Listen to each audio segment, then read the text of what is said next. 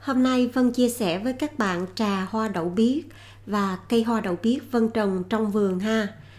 Hoa đậu biếc cho màu xanh đẹp thường được dùng để pha chế các món rượu cocktail, nước uống và đặc biệt là có thể đổi màu từ xanh sang tím như thế này. Mùa này ở chỗ Vân rất ấm áp và nắng đẹp lắm các bạn. Nên cây cối trong vườn cũng xanh tươi và hoa bắt đầu nở lác đác như là mùa xuân ở những nơi lạnh vậy. Mùa này Vân chỉ thích ở ngoài vườn thôi. Hoa đậu bắp nè các bạn, xinh chưa?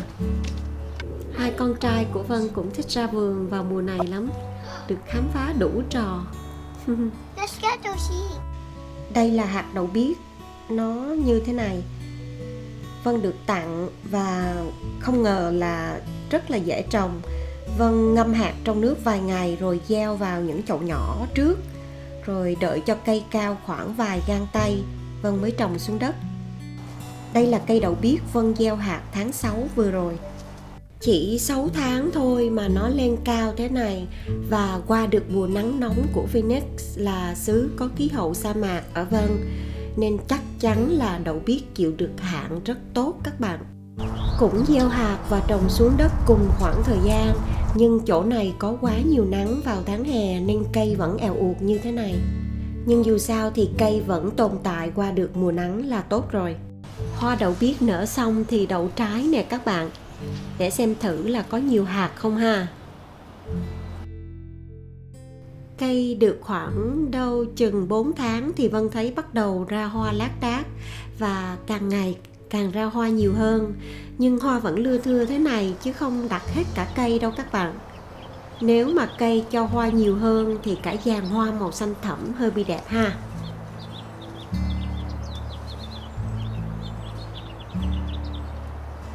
Vân cũng thích hoa hồng và từng có dự định là sẽ trồng hoa hồng leo loại nhỏ bao phủ hàng rào. Nhưng từ khi trồng đậu biếc, Vân có suy nghĩ là sẽ trồng hoa đậu biếc leo hàng rào, vừa có hoa đẹp vừa có thể lấy hoa làm màu làm bánh nữa. Các bạn nghĩ sao? Đôi khi buồn ra vườn hái vài cái bông đậu biếc, vài nhánh bạc hà là có tách trà bạc hà thơm miệng đẹp mắt, nhâm nhi rất thú vị các bạn. Tự tay hái hoa và chế trà hoa uống cũng là thú vui của anh hai nhà Vân đó nha. Hoa đậu biếc không những cho màu đẹp mà còn được cho là có nhiều chất tốt cho cơ thể. Nhưng Vân nghĩ đừng nên lạm dụng quá, cái gì cũng vậy, quá nhiều hoặc quá mức đều có tác dụng ngược. Nên dùng liều rất thấp, vài bông hoa mỗi lần uống nước trà cho có màu sắc cho đẹp. Cũng đừng nên tự ý tùy tiện chữa bệnh bằng hoa đậu biếc ha các bạn. Tốt nhất là nên theo hướng dẫn của bác sĩ ha. Trà đậu biếc có màu đẹp là chính chứ không có vị gì đặc biệt cả. Nhưng nếu bỏ thêm vài nhánh lá bạc hà lại rất thơm và uống rất thú vị các bạn. Bạc hà rất tốt cho cơ thể, nó có thể giúp tăng cường hệ thống miễn dịch, làm sạch đường hô hấp, trị ho, cảm, nhức đầu và đặc biệt là giảm stress rất hiệu quả. Uống trà bạc hà cảm thấy rất là sảng khoái và làm cho miệng thơm nữa. Bạc hà lan rất mạnh nên Vân trồng trong chậu như thế này. Loại bạc hà này có tên gọi là chocolate mint, vị thơm và thanh hơn húng lủi của mình. Nhưng nếu không có thì dùng húng lủi cũng được ha các bạn. Anh hai đã thu hoạch đủ vài tách trà đậu biếc bạc hà cho ảnh rồi đó cả nhà. Bây giờ Vân chia sẻ với các bạn cách Vân chế trà bạc hà đậu biếc để uống ha.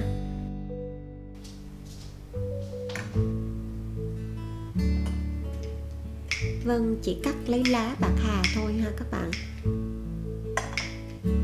Vào giữa buổi được nhâm nhi tách trà đẹp và ngon dường như làm cho con người mình thảnh thơi, thư giãn tinh thần hơn nhiều lắm các bạn. Để chế một bình trà cho 2 tách trà thì Vân dùng khoảng 3 nhánh húng lủi, 5-6 cái hoa đậu biếc là có màu xanh đẹp rồi và vị bạc hà rất thơm. Chế nước sôi vào và đợi khoảng 5 phút là trà ra màu đẹp và lá bạc hà cũng ra trà rất thơm là uống được ha.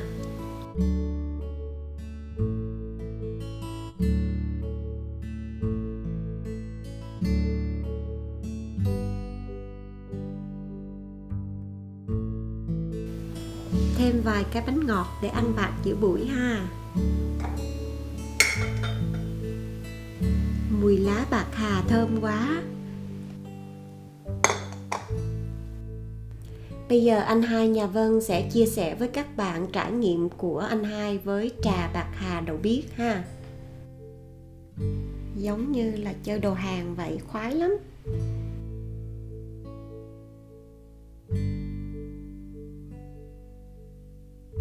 Chế nước sôi vào và đợi khoảng 5 phút là uống được.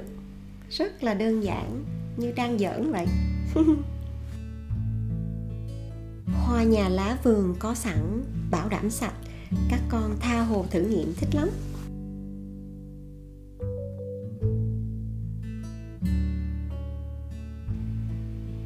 Bây giờ thì con trai Vân làm một ly trà bạc hà không có hoa đậu biếc.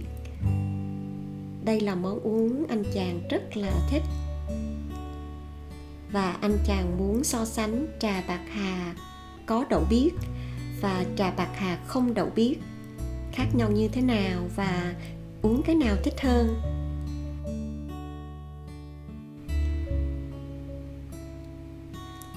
Cũng vậy, chế nước sôi vào và đợi khoảng 5 phút ha.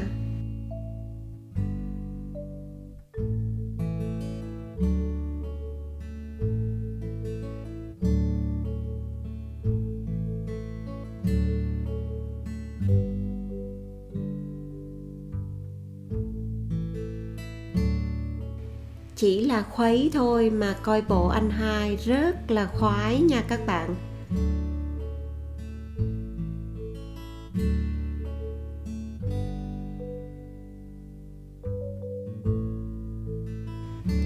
Vậy là đã có 2 ly trà bạc hà, 1 ly có đậu biếc và 1 ly không có hoa đậu biếc.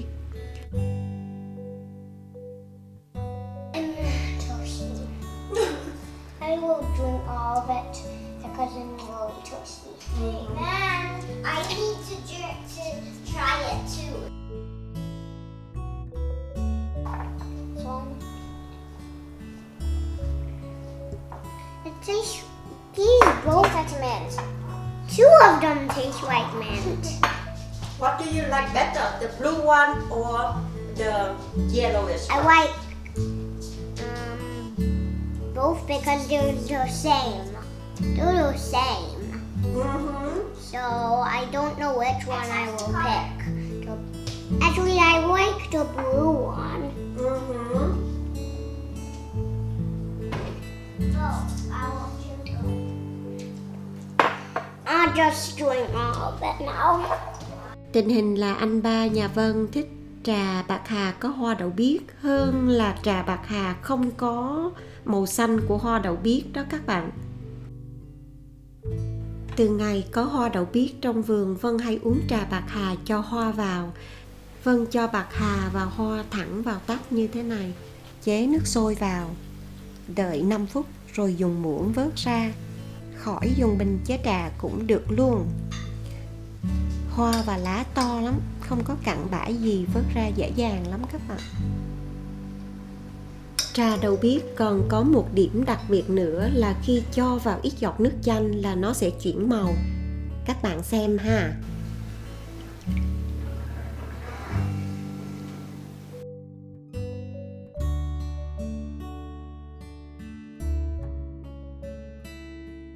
Nhiều người pha chế rượu cốc tai nắm ưu thế này của hoa đậu biếc để pha chế các loại rượu cốc tai nhiều màu sắc để thu hút hơn.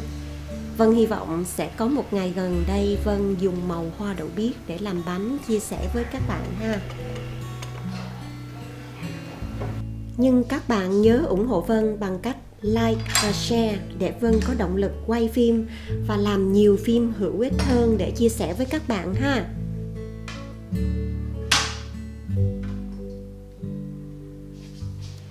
Vừa uống trà vừa đọc sách cũng là một cái thú rất hay đấy. Các bạn thử xem sao ha. Hạnh phúc là đây chứ đâu nữa, phải không các bạn?